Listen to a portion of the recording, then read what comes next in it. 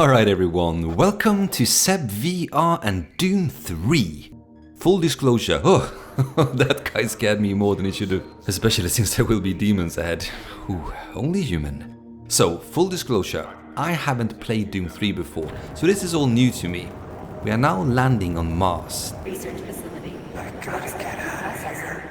Well, that's not a very nice thing to say to someone who just arrived. One of the first things I noticed coming inside was all the jagged edges. They might not be quite as visible in the video, but if the Quest can handle some anti-aliasing, that would be awesome. It's far from a deal breaker, just a little ugly. There are some cutscenes in the game. They work quite well in VR, I think. Very serious problems.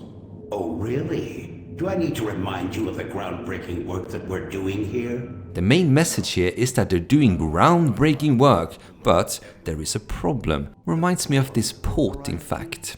Here's me in a mirror. I chose hands only because the full body got in the way sometimes, and I don't really mind playing with just my hands anyway. But a fix is coming for those who prefer a full body non-floaty option.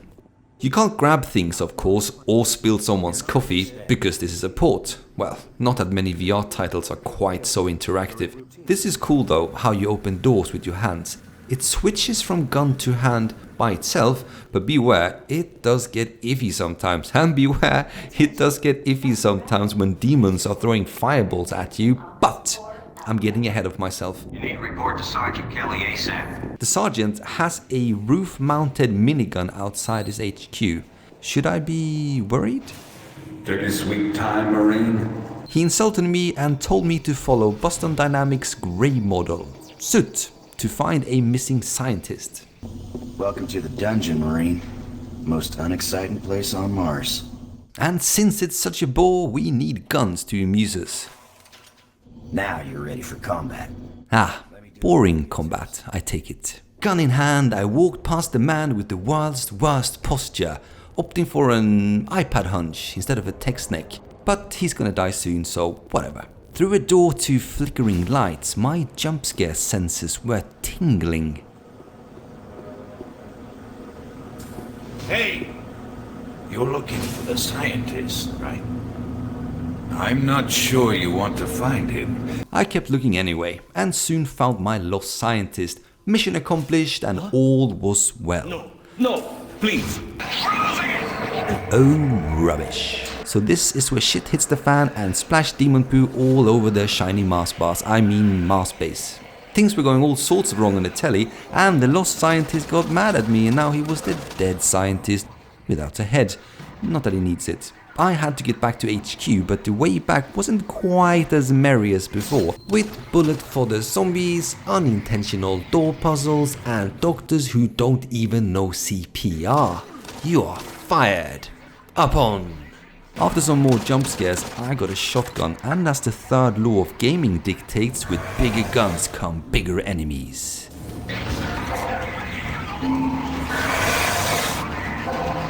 Boomstick goes boom, monster goes splat.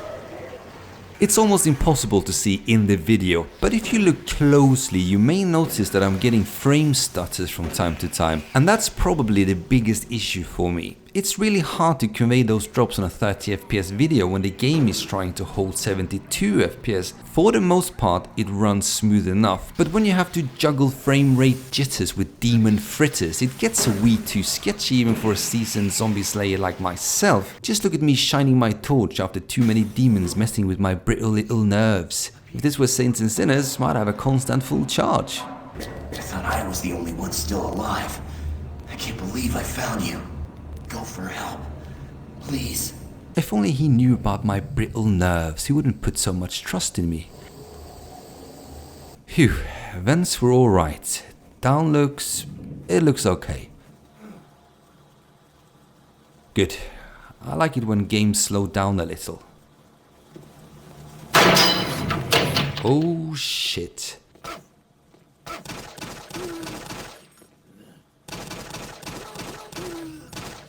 Alright, time for the big question. Would I keep playing this game? Well, in fact I did, and I had a lot of fun because it's a fun game, it really is, and a great port. but it's not perfect. I played another hour or so, but there's something about this game that makes me a little VR sick. It's probably the FPS drops, which I'm quite sensitive to. Had it not been for that, I would have been all over this game. You might have a better experience. Maybe you're less sensitive and future updates might fix it. And for a $5 in Steam and maybe a small donation to the team behind the game, it's certainly not a high price to pay for a port that, well, it rivals actual VR games. Alright, that's it for Doom 3. Seb out.